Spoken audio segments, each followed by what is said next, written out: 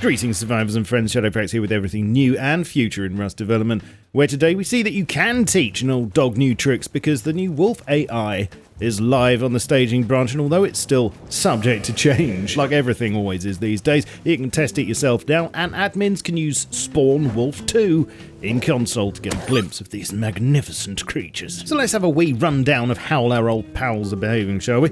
These new wolves will circle you if cautious before attacking and keep their eyes on you as they do. One of the biggest changes, though, is that they're now deterred by fire in all its forms and can be warded off with a torch. Yes, the Abyss torch works too. They'll also be wary of campfires, taking their sweet time to approach if you're near one, and of course they really don't like a fire arrow or flamethrower up the bum, but they are clever boys, and the fear doesn't last forever. A torch isn't a magic charm, and the craving for man flesh will eventually win out if you or they get close enough. Other things are they have all new sounds like footsteps, howls, whimpers and snarls, and they'll also be able to doggy paddle across water, although they don't seem to be able to yet. Oh, and as you can see, their eyes glow in the dark now because there's nothing more relaxing to see coming at you in the middle of the night. They can now jump up to get you on a foundation, but they can't actually stay on foundations yet. Stay. So you are semi-safe, however this is planned in the long term, I'm told. They'll probably be raiding us with C4 next. I'll huff and I'll puff and I'll blow your doors off. Some questions.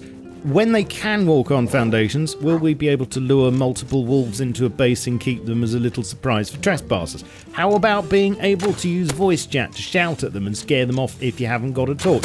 That'd be fun to hear in the distance. Will torches ever actually warm us up?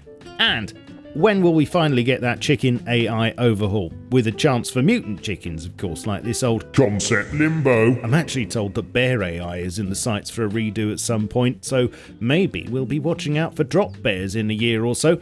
Let me know what you think to these changes in the comments. A new huge rock and a mini crossbow, plus what's planned for November's patch next. But first, thanks to Red Magic for sponsoring this video. They've hit me up with their incredible new Nova gaming tablet, designed to deliver unmatched performance and immersive gameplay with up to 16 gig of RAM and 512 gig of storage. Powered by the leading version of the Snapdragon 8 Gen 3 processor, it's the only pad with this processor and a 144Hz refresh rate. It feels just as sexy as it looks, has an all-metal aviation aluminium body, and is the world's first transparent tablet with customizable lighting and scratch and wear-resistant lens-grade glass. And because you're going to be wanting to use it for as long as possible at a go, with the odd break for a cuppa here and there of course, it has a huge fast-charging 10,100 mAh battery. I could go on about the DTS-X ultra-immersive audio with 4 speakers, the high-res cameras, the advanced cooling system, its exceptional Antutu score, or even the way you can customize your gaming experience with Red Magic's signature selection of plugins. But the bottom line is that this is a gorgeous tablet that'll absolutely chew through anything you throw at it with ease, and to get your hands on one right now, simply follow my link in the description and pinned comment. Once again, thanks to Red Magic for sponsoring this video. So, fresh off this month's World Terraforming update, the team shows no sign of slowing down. New huge rock formations being added. Sadly, I don't have any idea of what form it'll take yet, as it's still being textured. And a commit popped up yesterday about a 4-shot mini crossbow, which just seems to be in the art stage at the moment, and there's no word on when that's planned for, but it definitely sounds like a standalone thing rather than just a skin. Looking ahead to what's planned for November. Further to the new rocks and cliffs in the last patch, monuments with built-in old rocks such as the water treatment and sewer branch are having those stripped out and replaced. Caves will be sorted out at a later date. The Tier 1 SMGs plan to hit in November's patch, and so we should get to see it on staging sometime later this month. As mentioned, the new Wolf AI is coming in with more changes including pack behaviour, and talking of packs, there will be a new gesture pack DLC based on the Hack Week Crude Gestures project, and this will include such classics as cut throat, finger guns, shushing, eyes on you, knuckle cracking, finger wagging, and crazy, i.e. winding your finger next to your head. There will also be the rock, paper, scissors game coming in, but I'm not sure if that'll be part of the DLC or a default feature. If it is DLC and the other person doesn't have it, then I guess you win every time. Tentatively, there may be those TTK changes that were planned a couple of months ago, but don't hold your breath. A review of loot tables is planned apparently, and of course, a couple of new masks that I showed you recently will be added too. There was a hotfix for the crafting queue getting stuck at 0 seconds and the wrong item when reordering the queue and cancelling items, and another to fix the water jug and bucket dumping water if you leave water while holding right click to fill them. A few other changes and fixes will be coming in soon.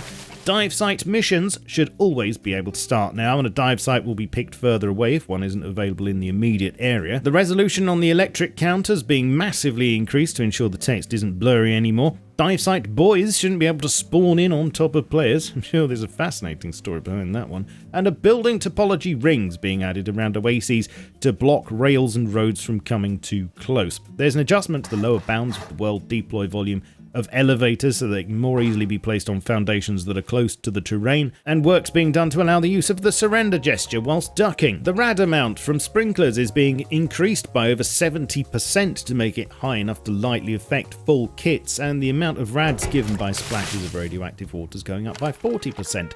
There are experimental changes being made to horses to improve the game feel with a subtle neck movement in the direction you're heading, increased turning speed, reduced stopping time, and pressing backward at full speed will now trigger the stand animation and slide, subject to change of course. Hemp is being made slightly more neon for visibility. There's a new set local player visible admin command on staging, which makes your character invisible to you in third person debug cam and demos, and admins will soon be able to hold Alt in third person to orbit their characters, plus use the mouse wheel to zoom in and out. And in other stuff being worked on, there's a quality of life IO arrows branch, which looks like it'll add direction arrows to ins and outs of IO entities, which will show when deploying. There's more work on scientist AI with tweaks to cover and peaks. A full overhaul to flashlights is in the works. There's work on a friends list UI. Loads more work on shields, including mention of wooden, improvised metal and reinforced wood versions, and I'd be very surprised if they didn't recycle this one they made for Ruin somewhere in there. For the jungle biome coming in 2025, I presume, there are more commits relating to snakes, and a few talking about climbable vines as well, don't get the two mixed up, and of course lots and lots of commits relating to siege weapons, which will hopefully shake up raiding in a good way whenever they arrive. And the latest here is that you'll be able to tow siege weapons with cars and horses. There'll be a battering ram with a driver's seat, fuel storage and engine, a siege tower with 2 levels and 2 drawbridges, a catapult and ballista with explosive and incendiary boulder ammo, and these will all be constructed by first placing down a skeleton structure, which will then need to be hit repeatedly with a hammer to fully build, which is how I generally like to do things. Still not sure when these are aimed to be in, but I do hope we'll also get a Trojan rabbit in there somewhere. And it's Charitable Rust this weekend with new Twitch drops, as mentioned last week. Well, that's about it, chaps. Leave me a comment below and like and subscribe. As always, join me on all the things, links below, and I shall catch you all soon. But in the meantime, keep calm and stay rusty. Cheerio.